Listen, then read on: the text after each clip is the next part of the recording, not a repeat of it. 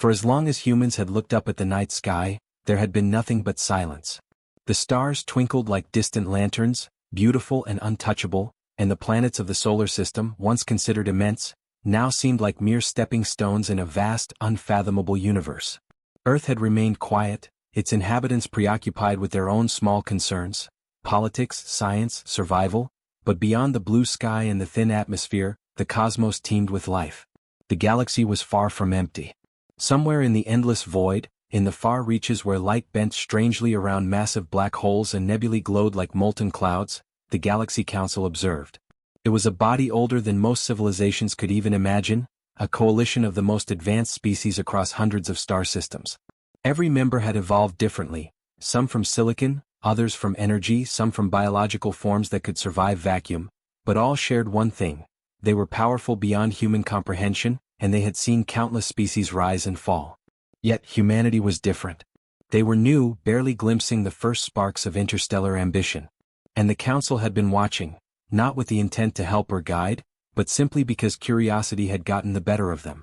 Among the Council's delegates was Viral, a being whose liquid silver skin reflected the surrounding stars, making him look like a living constellation. He had no mouth, yet his thoughts resonated in the chamber like distant thunder. Viral had been the first to notice the humans. "There is potential," he murmured, his voice a low vibration that few others could comprehend. "And danger." Most council members had dismissed humanity as inconsequential. To them, humans were fragile, unpredictable, and ill-prepared for the cosmic stage. Their technology was primitive, their understanding of physics rudimentary, their society still marred by petty conflicts. Yet, for reasons no one could fully explain, Viral insisted on observing further. On Earth, no one knew they were being watched. Humans had developed radio waves and telescopes, and they had sent probes to neighboring planets, but the reality of being part of a larger galactic ecosystem had never even crossed their collective mind. They were, in a sense, blissfully unaware of their insignificance. It began with anomalies, strange cosmic signals that some interpreted as natural phenomena, others as glitches in communication arrays. But the truth was far stranger. The Galaxy Council had tested humanity indirectly for decades, sending probes to observe, to measure, to push and pull on their development subtly. Every leap in human technology, every display of creativity, resilience, or problem-solving had been catalogued and analyzed. Then came the incident in the Orion sector. A small group of human exploration ships had unknowingly crossed a boundary, a sector considered restricted by several advanced civilizations due to the volatile energies and unstable spacetime phenomena present there. The humans were unarmed, unequipped for interstellar hazards, and utterly oblivious to the danger they had courted. When the incident was reported to the Council, most members were amused. "They will never survive," said Shalira, a crystalline entity who communicated by modulating light through her translucent body. "It is entertaining that they try." Viral, however, remained silent for a long time, observing the humans' response. Despite the dangers, the human vessels had not only survived but had adapted.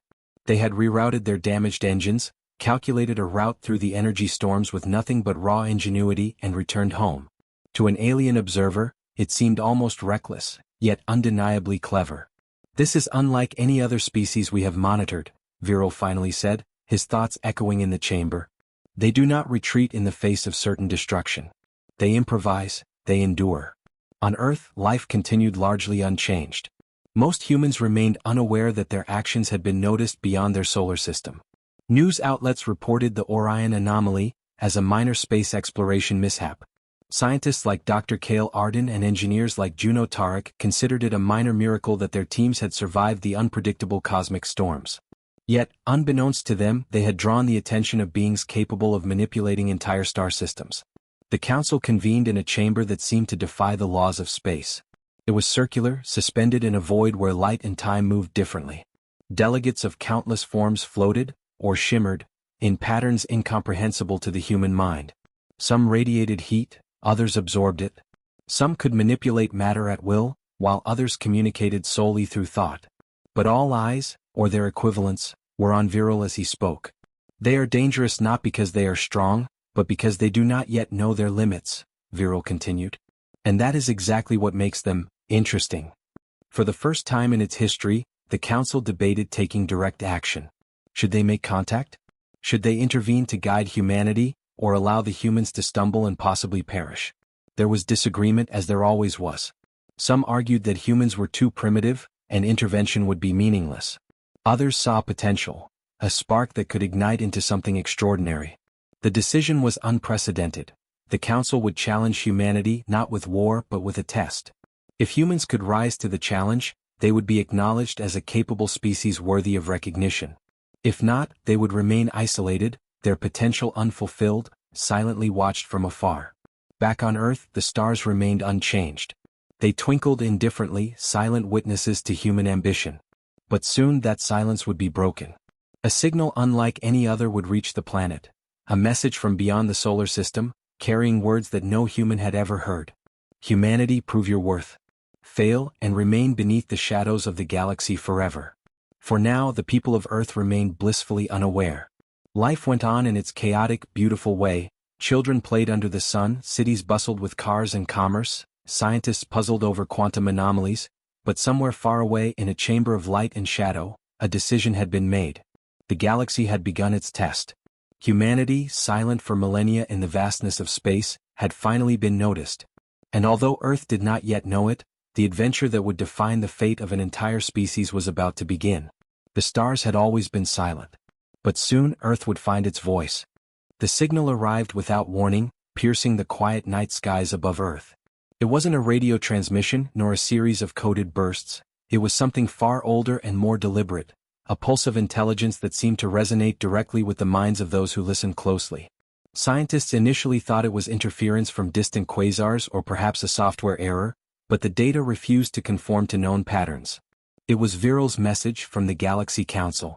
Humanity, prove your worth. Fail and remain beneath the shadows of the galaxy forever. The words, simple and unembellished, carried a weight no human could fully comprehend.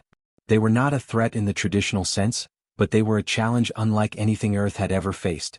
Across continents, scientists, politicians, and military leaders scrambled to respond.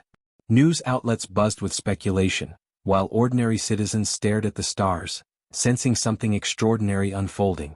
At the forefront of the human response was Dr. Cale Arden, a physicist whose work in theoretical astrophysics had earned him quiet respect in academic circles, though he had never sought fame.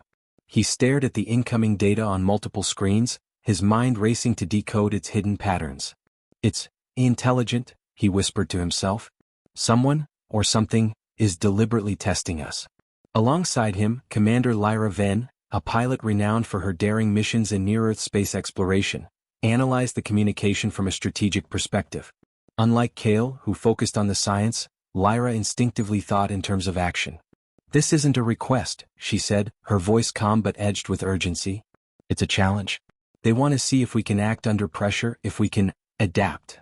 And then there was Juno Tarek, a young engineer whose reputation for unconventional problem-solving had earned her a place in the new Interstellar initiative.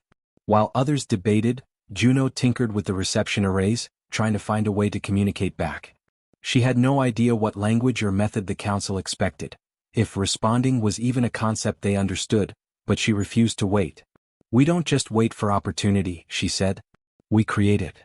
Humanity faced a profound dilemma. They had no interstellar warships, no fleets of advanced robots, no experience with the complexities of space politics. The challenge from the Galaxy Council could have been a trap, a test to see if humans were reckless enough to send themselves to oblivion. Yet the human instinct was clear. Survival demanded action and curiosity demanded more. The first step was preparation. Governments across Earth pooled resources, sharing intelligence and technology. Space agencies combined their programs, building a vessel capable of long-range travel, a ship called the Etherian. It was sleek, faster than any previous human craft, but still rudimentary compared to the technology of alien civilizations. Its crew was handpicked: Cale for scientific expertise, Lyra for command and tactical leadership, and Juno to handle technical challenges.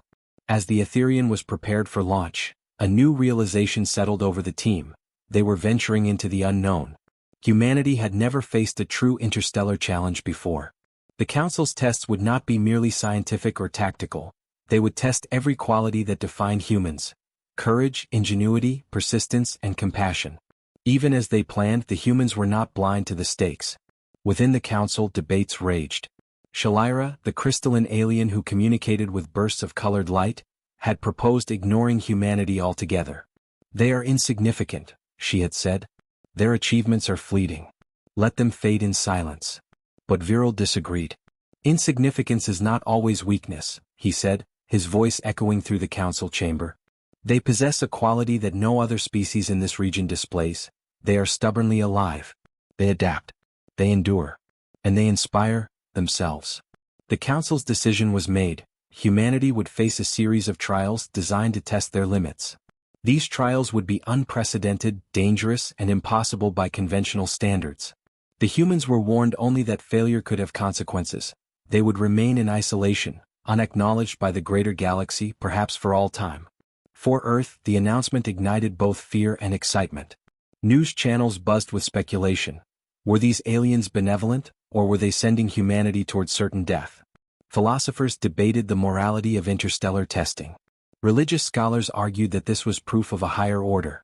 Meanwhile, engineers, scientists, and strategists began working around the clock, driven by an unspoken understanding. This was humanity's first step into the wider universe, and it could not be ignored. In the midst of preparation, Kale, Lyra, and Juno met in a quiet corner of the newly constructed launch facility. Kale spread a holographic map of the galaxy before them. "We don't know what they want," he said. "Coordinates, patterns, trials, anything could be a test. We have no reference point, no guide. All we have is ourselves." Lyra's gaze was steady. "Then we rely on what humans do best. Improvisation. Adaptability. Courage. We have no advantage in technology, but we have something they can't measure. Our spirit. That's what we'll take with us."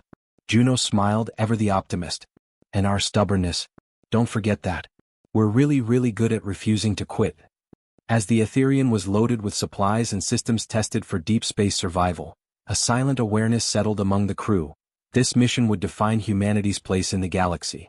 Every calculation, every decision, every moment of courage could make the difference between recognition and obscurity.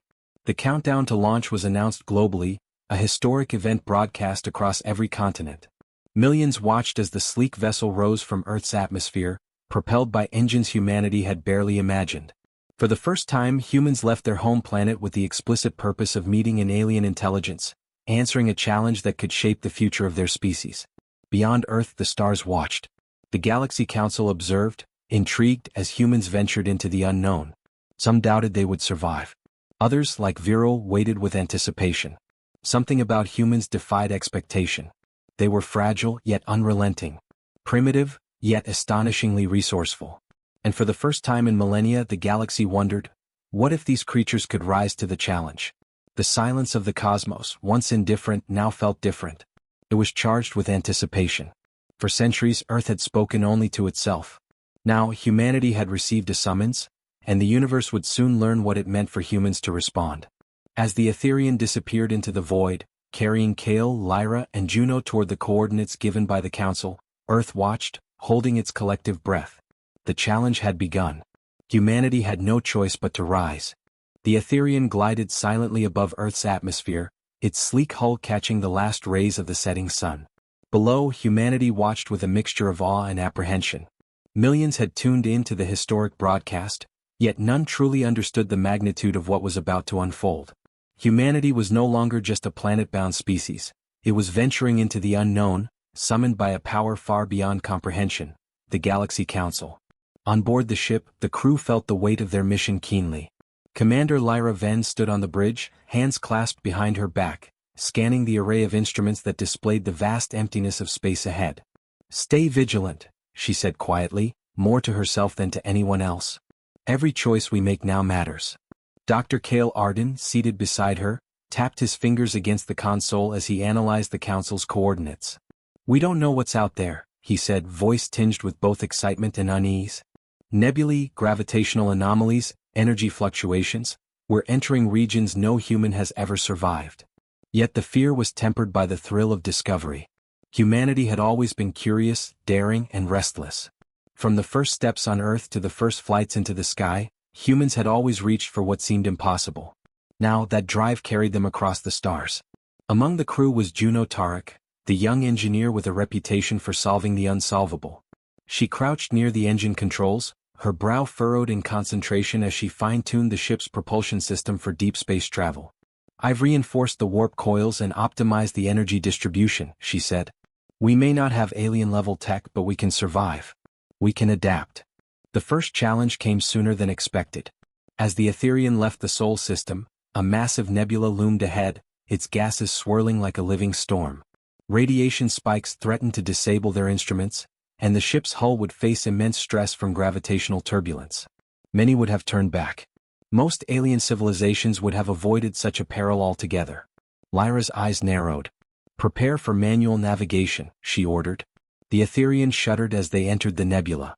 Alarms blared, and Kale quickly recalibrated the sensors, feeding real-time data to Juno, who adjusted the engines to compensate. The ship twisted and turned, narrowly avoiding ion storms that could have torn it apart. For hours the crew battled the forces of nature itself. Every decision demanded intuition and calculation, courage and trust. And through it all humanity's signature trait emerged: adaptability. Where others might have panicked, the humans improvised. Where others might have hesitated, they acted decisively. By the time they emerged from the nebula, exhausted but intact, the first stars of the Orion sector sparkled ahead. The crew exchanged silent glances, each aware of the significance of what they had survived. It was a small victory but a profound one. The Council's message had not been idle. It was a test, and humanity had passed the first hurdle. Yet no time was wasted celebrating. Ahead lay unknown coordinates that promised trials far greater than any physical hazard. The Council's challenges were not mere obstacles. They were designed to probe the very essence of what made humans human. Creativity, logic, empathy, and courage would all be scrutinized, and failure could mean more than death. It could mean eternal obscurity. As the Etherian approached the first marked system, a new phenomenon appeared. A swarm of crystalline asteroids, their surfaces reflecting light in impossible colors. Sensors indicated they were not merely rocks, but structures, resonating with energy patterns that seemed almost alive. Kale studied them closely. "This is remarkable," he murmured. "Their energy signatures are unlike anything we've encountered. They respond to our presence as if aware of us." Lyra's voice was steady. "Stay sharp. Observation alone may not be enough. We may have to interact, to adapt in real time." And then the unexpected happened. The swarm began moving toward them, forming a lattice-like formation in space.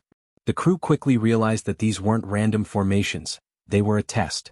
The Council had not left them entirely blind. This was their first trial, a puzzle of movement, timing, and understanding. Hours turned into a tense dance. The Etherian wove through the crystalline lattice, guided by Kale's calculations, Lyra's instincts, and Juno's technical expertise. When the final asteroid shifted to allow them passage, the crew exhaled collectively, knowing that this trial had been passed not by raw strength, but by collaboration, adaptability, and ingenuity. Somewhere in the depths of the galaxy, the Council observed silently. Viral's reflective form shimmered in acknowledgement. Humans, they improvise under pressure, he thought. They endure where others would fail. And they do it together. The next leg of the journey presented a more subtle challenge. As the Etherian traveled farther, communications from Earth grew faint, and the psychological weight of isolation began to take its toll. Crew members struggled with fatigue, uncertainty, and the enormity of the mission. Doubts crept in: were they truly capable? Could a fragile species from a small, blue planet survive the trials of the Council? Lyra addressed these concerns directly, speaking during a rare moment of calm in the ship's command center. "Fear is natural," she said, her tone firm yet compassionate. "But it does not define us. What defines us is what we do despite fear. We adapt. We learn. We endure. That is why we are here, and that is why we will succeed." Her words resonated with Kale and Juno, reinforcing their shared purpose. It wasn't just survival, it was representation. Humanity's first mission into the galaxy was not a solitary endeavor. It carried the hopes, dreams, and ingenuity of billions of humans, all condensed into the courage of 3 individuals aboard a fragile spacecraft. As the Etherian crossed into uncharted territory, strange signals began to appear on the sensors. Energy pulses that did not follow natural laws and gravitational fluctuations that defied conventional physics. The crew realized that every system, every phenomenon, was an extension of the Council's tests. This journey was not merely about reaching a destination. It was about proving that humanity could think, adapt, and endure beyond the limits of known science. By the time they approached the first official trial set by the Council, the humans had already demonstrated a core truth, that their species thrived not through raw power, but through ingenuity, courage, and cooperation. Each member of the crew had contributed uniquely, Kale with his analytical mind, Lyra with her tactical brilliance and unshakable resolve, and Juno with her technical ingenuity. Together they represented the best of humanity. And far beyond, in a chamber that shimmered with light and shadow, the Council observed. Whispers of astonishment traveled through the alien delegates. Shalira's crystalline glow pulsed with curiosity. Others, more skeptical, remained silent. But Viral's thought echoed clearly, they have begun their journey. And already they surprise us. Perhaps, for the first time, humanity will be more than we imagined. The voyage had only begun. Ahead lay trials of intellect, courage, and diplomacy, tests designed to measure not just survival but the essence of humanity itself. Yet for the first time humans had crossed the threshold of the known, venturing into a galaxy that had watched silently for centuries. And as the Etherian pierced the darkness of interstellar space, Kale looked out at the glittering stars, Juno adjusted the engines, and Lyra held her course unwaveringly. Together they were no longer just individuals, they were the embodiment of humanity, venturing boldly where no one had expected them to go. The galaxy watched in silence. But that silence would not last forever. The Etherian drifted into the heart of a luminous nebula, its colors shifting like liquid fire. Sensors went wild, unable to fully map the terrain, as if the very space around them were alive. The coordinates provided by the Galaxy Council had led them here, and every system aboard the ship screamed a silent warning. This was the first real test. On the bridge, Commander Lyra Venn surveyed the glowing expanse with unwavering focus. We expected a challenge, but this is something else, she muttered, her fingers dancing over the controls. She had faced storms in near-Earth space before, but this was no ordinary hazard. Every step they took could be a trap. Every decision could determine their survival. Dr. Kale Arden leaned closer to the holographic display, tracing energy patterns that twisted and folded like ribbons in the void. It's not just dangerous, it's intelligent, he said. These formations respond to us. Every time we adjust our trajectory, the nebula shifts in return. It's as if it's watching. Juno Tarek, crouched near the engine console, tapped a sequence of codes into the navigation system. If this nebula is alive, or semi-sentient, then we can't just blast our way through, she said. We have to anticipate its movements, understand its patterns, and adapt faster than it can react. The Council's challenge was clear, even if unspoken. The humans had to navigate the labyrinth of light, a massive structure suspended within the nebula. Its energy bridges shifted constantly, forming paths that appeared and disappeared at random intervals. Any misstep could strand the ship in a vortex of unstable energy, where time and space folded in on themselves. No alien race had ever successfully crossed it. Lyra's eyes narrowed. We don't have the luxury of trial and error. Every calculation has to be perfect, but we also have to think on our feet. Kale, start predicting the next bridge shifts. Juno, I'll need a live feed of the energy currents. We move as one. Hours stretched into tense silence. The Etherian crept forward, threading its way across bridges of solidified light that shimmered and morphed with every second. The crew's trust in each other became their greatest weapon. Kale's scientific intuition predicted where the next bridge would appear.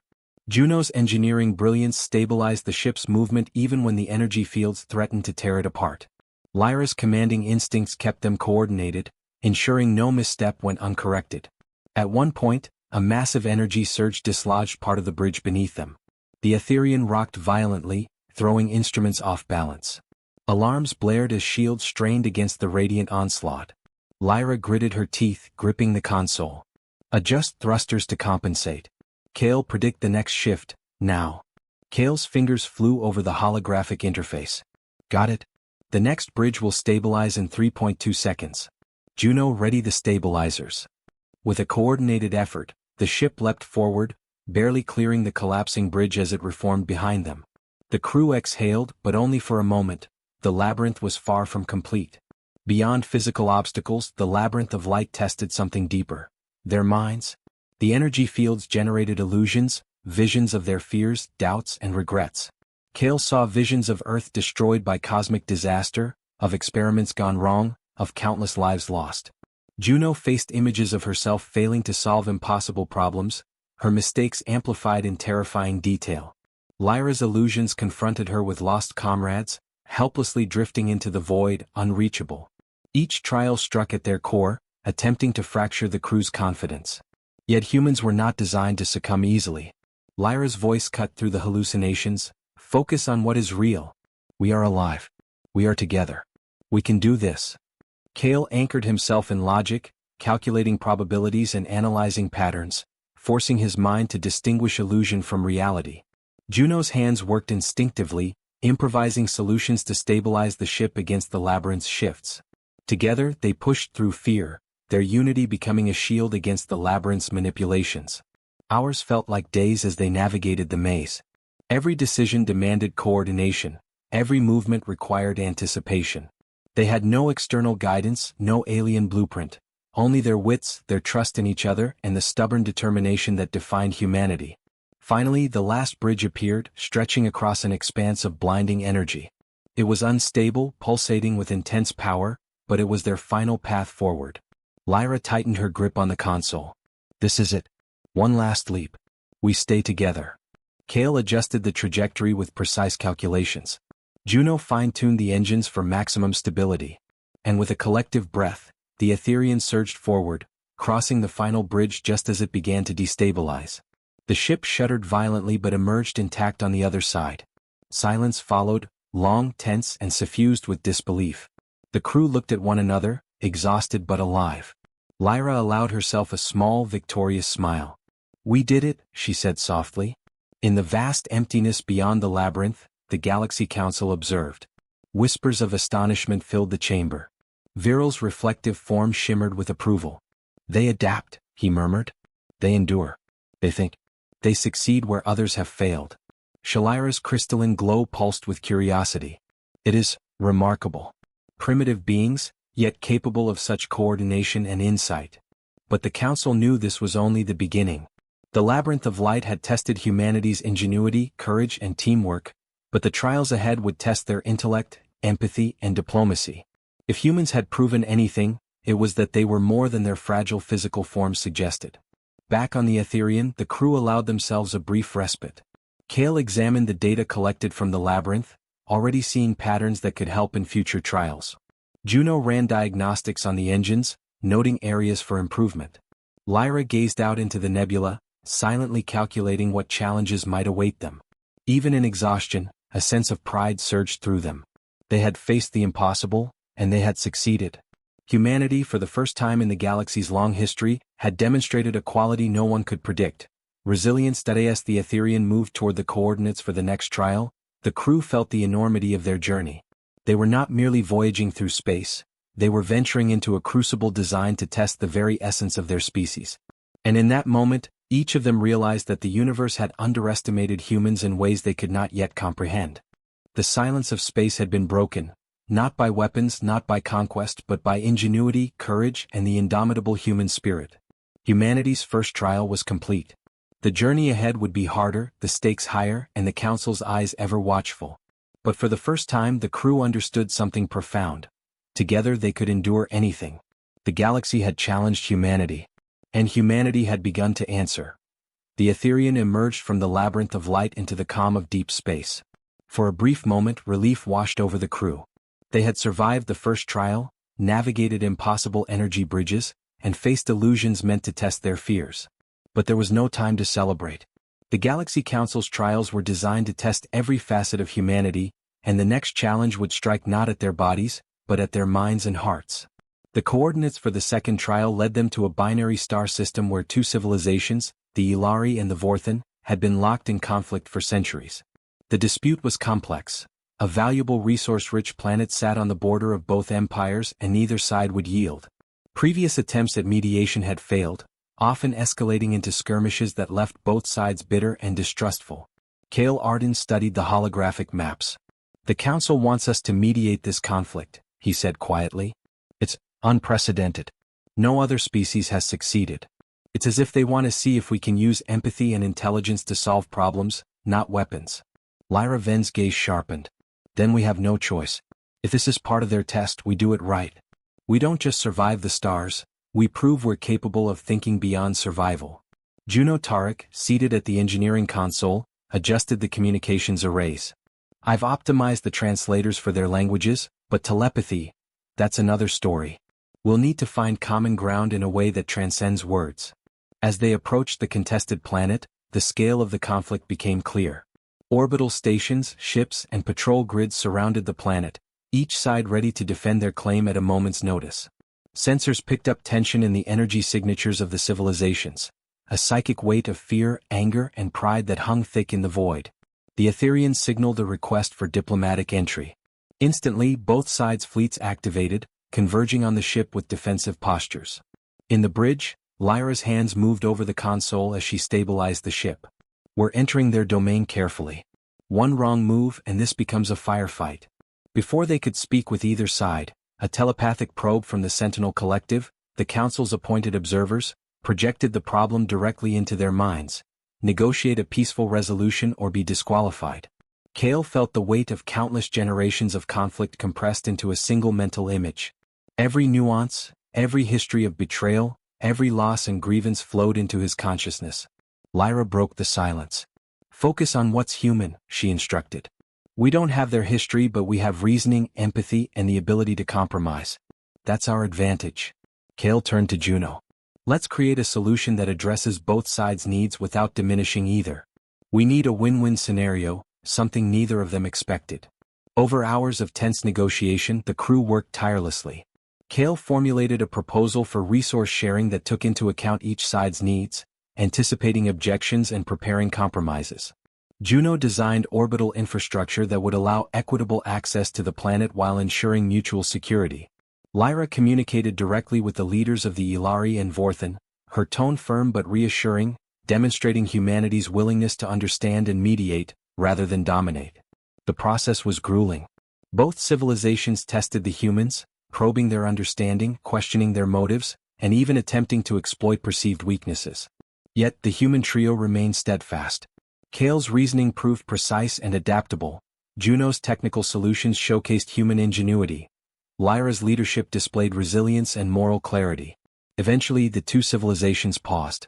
The humans' proposal, unlike any approach taken before, offered fairness, creativity, and hope. Neither side had anticipated a solution that acknowledged their fears while offering growth and mutual benefit. Slowly, the leaders of the Ilari and Vorthan agreed to a trial implementation, granting humanity the first successful mediation in their centuries-long conflict. Within the Etherian, relief and quiet triumph filled the cabin.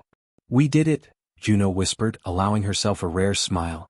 Kale nodded, though his mind was already analyzing the outcome, understanding how this success might influence future trials. Lyra's eyes remained steady on the stars, always forward, ever vigilant. "This is just the beginning," she reminded them. "The Council's tests are far from over. But we've proven something essential. Humans can solve problems that even advanced civilizations cannot." Back in the Galaxy Council chambers, the delegates observed in awe. Viral's reflective form shimmered, his thoughts reverberating with approval.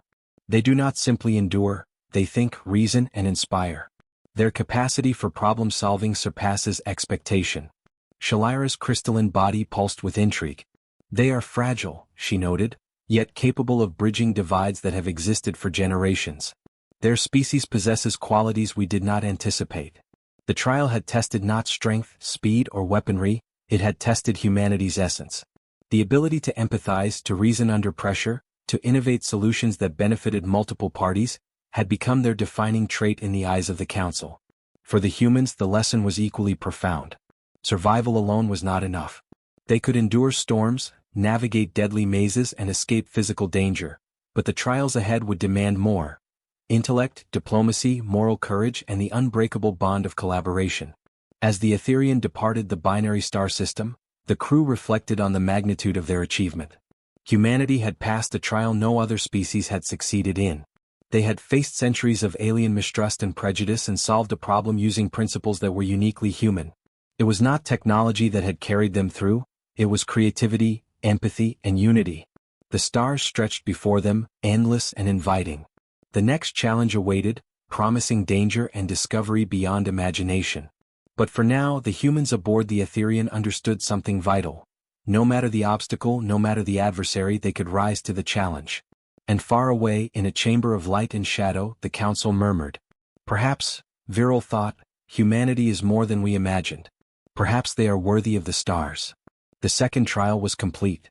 Humanity had proven its ingenuity, diplomacy, and resilience. The journey was far from over, but for the first time the Galaxy Council recognized that Earth's children might indeed have a place among the stars. The void stretched endlessly before the Etherian.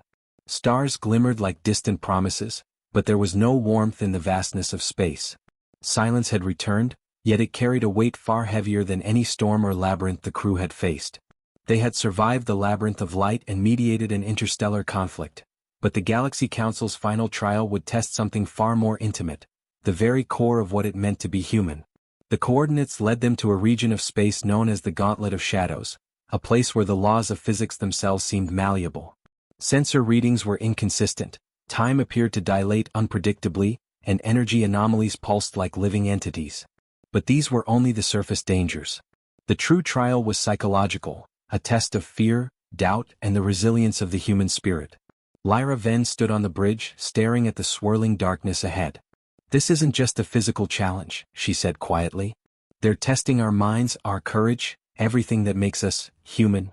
Cale Arden adjusted his instruments. "The Council is trying to push us to our limits. The gauntlet isn't just a maze, it's a mirror. It will show us our fears, our failures, everything we've ever doubted about ourselves." Juno Tarek exhaled sharply. "Well, then we just have to keep moving forward. Fear isn't new to humans, we face it every day. We survive because we don't let it control us." The Etherian entered the gauntlet. Immediately the crew felt the weight of their own insecurities. The ship's sensors projected hallucinations, visions that appeared so real it was difficult to distinguish reality from illusion. Cale saw Earth ravaged by cosmic disasters, entire cities crumbling under forces beyond human control. Juno confronted endless sequences of failed inventions, each one more catastrophic than the last. Lyra was haunted by the specters of lost comrades, powerless to save them from drifting eternally into the void. Every illusion struck at the heart of their confidence. Every fear amplified itself until it threatened to paralyze them. The Gauntlet of Shadows was relentless, shaping itself around their vulnerabilities. Lyra's voice broke through the growing tension.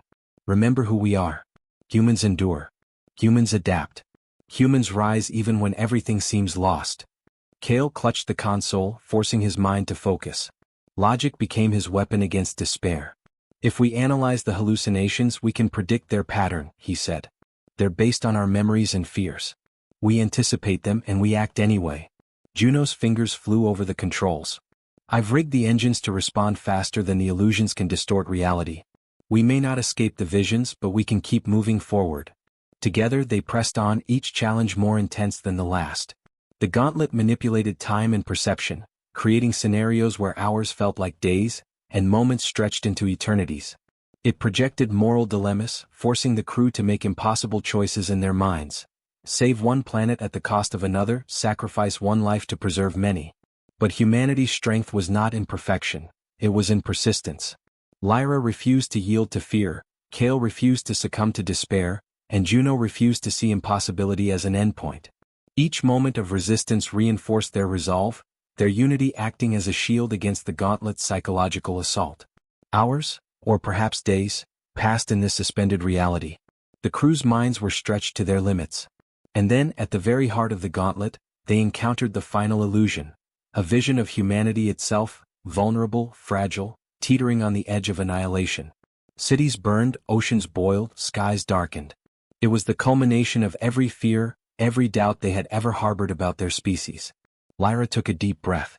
"This is not reality," she said firmly, her voice carrying through the mental haze. "It is a test, and we are not powerless. Humanity survives because we act, because we fight, because we endure together." Cale focused on patterns in the energy around them, finding order in chaos. "It's responding to our conviction," he realized. "The gauntlet tests not what we fear but how we respond to it." Juno gritted her teeth, adjusting the engines and stabilizers. "Then we act. We don't just survive, we push through." With a final, synchronized effort, the Etherian surged forward. The hallucinations faltered and collapsed, unable to break the crew's unity. The energy of the gauntlet itself seemed to acknowledge their resolve, stabilizing as the ship crossed the threshold of its core. A blinding light enveloped the Etherian, signaling the trial's completion. In the council chambers, silence fell. The delegates, who had watched humanity's progress with curiosity and skepticism, were now awestruck.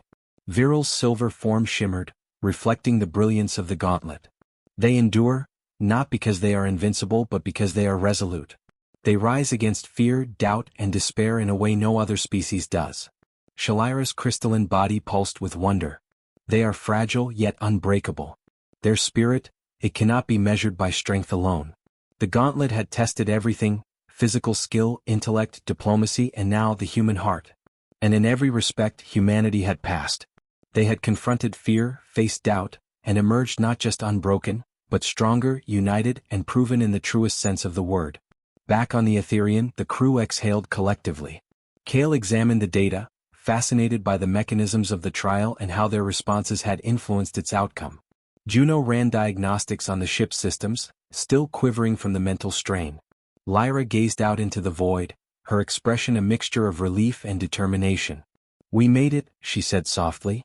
"But this isn't just about surviving. It's about showing that humans can stand among the stars." The silence of space was broken once again, not by engines or alarms, but by the recognition of something extraordinary. Humanity had faced trials that would have shattered most species. They had survived impossible hazards, navigated deadly mazes, solved conflicts no other species could, and overcome fears designed to crush them. And they had done so together. Viril's final thought echoed through the council chambers. Perhaps, for the first time, a species has proven that strength alone does not define worth. Humanity's resilience, ingenuity, and unity make them worthy of the galaxy itself. The final trial was complete. The council had challenged humanity in every conceivable way, and humanity had answered, not with weapons, not with dominance, but with courage, creativity, and the unbreakable spirit that had always defined them. The stars beyond the gauntlet shimmered like a silent chorus, acknowledging the human triumph. The Etherian sailed on, carrying not just its crew, but the hope, ingenuity, and determination of all humanity. For the first time, the galaxy had witnessed what Earth's children were truly capable of. And the silence of the stars was finally broken. The Etherian drifted into the central chamber of the Galaxy Council's orbital station, a structure suspended in the void of space like a jewel against the darkness. Light refracted through its crystalline walls, casting spectral patterns across the floor, and alien delegates from countless civilizations observed silently. For the first time in recorded galactic history, a species had completed every trial set by the Council: physical, intellectual, diplomatic, and psychological. That species was humanity. Commander Lyra Venn stood at the forefront of the bridge, her posture unwavering. Beside her, Dr. Cale Arden reviewed final readings from the Etherian's trials, his analytical mind still processing the extraordinary events of the past weeks. Juno Tarek adjusted the ship's systems, ensuring that even in this moment of recognition, the vessel remained flawless. The delegates were vast and varied. Some shimmered with light, others floated as clouds of energy, some had forms no human could have imagined. Yet all eyes, or their equivalents, were on the humans. The chamber was silent, the kind of silence that demanded attention. Finally, Viril, the reflective silver entity who had first observed humanity with cautious curiosity, spoke. Though his voice was not audible in the human sense, it resonated through the chamber, vibrating directly in the minds of all present. "You have completed what no other species has," he said. "You have endured challenges that tested your strength, intellect, empathy, and spirit. And you have risen not merely to survive, but to demonstrate the qualities that define a civilization worthy of the stars." Lyra stepped forward, her voice clear and unwavering, amplified by the ship's communication systems. "We did not come seeking recognition," she said. "We came to understand, to learn, and to rise to the challenge. Humanity thrives not because we are the strongest but because we endure, we innovate, and we act together. That is how we survive, and that is how we flourish." Cale joined her, his calm intellect lending weight to their message. "Every step we took in your trials, we relied on what is uniquely human: curiosity, creativity, and collaboration. We learned from each obstacle, adapted to every challenge, and faced fear and doubt with persistence. Humanity does not yield easily."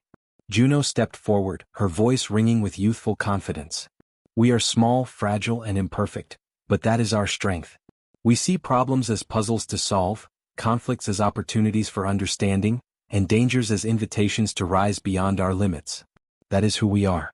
That is humanity." A murmur, almost imperceptible, rippled through the chamber. Alien delegates exchanged silent signals, some shimmering in approval, others pausing in thoughtful reflection. No species had ever addressed the council with such honesty, humility, and determination. No species had ever made the case for their worth without reliance on power or intimidation. Viral's reflective form pulsed with approval. Your species has proven its value, he said. You have not relied solely on technology, on dominance, or on conquest. You have relied on ingenuity, courage, and unity. These are qualities rare in the galaxy, qualities that cannot be measured by machines or weapons, but only by action and spirit. The other delegates began to acknowledge the humans as well. Shalira, the crystalline entity, glowed with radiant light, the patterns of her body reflecting admiration. It is extraordinary, she said. Fragile beings, yet capable of harmonizing thought, action, and morality. They are remarkable. The decision was unanimous. Humanity would no longer be ignored. For the first time in millennia, Earth's children were recognized as equals among the stars. Trade routes, diplomatic channels, and interstellar knowledge previously unavailable to humans would now be accessible. Humanity had earned a voice in the galaxy, not through war, not through dominance, but through resilience, intellect, and the indomitable human spirit. Lyra exhaled, a mixture of relief and awe washing over her. She turned to Kale and Juno, sharing a glance that spoke volumes. They had endured the impossible, risen above fear, and now stood as representatives of all humankind. But the recognition came with responsibility. The Council did not grant equality lightly. Humans would now be watched more closely than ever, expected to uphold the values they had demonstrated in the trials. Every decision, every act would reflect upon Earth itself. Kale's analytical mind already saw the possibilities. This is only the beginning, he said. We now have the chance to learn, to contribute, and to shape our destiny among the stars. The trials proved we can survive, but now we must thrive. Juno grinned, her youthful optimism shining through. Then let's show them what humans can do. Not just survive, but inspire. Viral extended a reflective arm, a gesture that seemed to encompass both acknowledgement and welcome. Earth has spoken, he said. Humanity has proven its worth. And for the first time the galaxy must listen. The Etherians' crew stood tall, their mission complete. They had faced unimaginable dangers, solved conflicts no other species could, and confronted the deepest fears of their hearts. They had demonstrated that humanity's true strength lay not in physical power, but in courage, creativity, empathy, and unity. As the ship prepared to depart the Council's chamber, Lyra gazed out at the cosmos stretching endlessly before them. We've made our voice heard, she said softly. And the stars, they are listening. Kale nodded. Silence is no longer our companion. Humanity now has a place among the voices of the galaxy. Juno added with a spark of determination, and we're just getting started. The Galaxy Council had challenged humanity. And humanity had risen to the occasion, not merely surviving the trials, but proving that they belonged among the stars. Earth, once silent, had finally spoken. Across the cosmos, civilizations would remember this day. The humans from the small blue planet had stood against impossible odds and shown that even the most fragile species could shape their destiny through courage, ingenuity, and unbreakable unity. And in that moment, the silence of the stars was broken forever.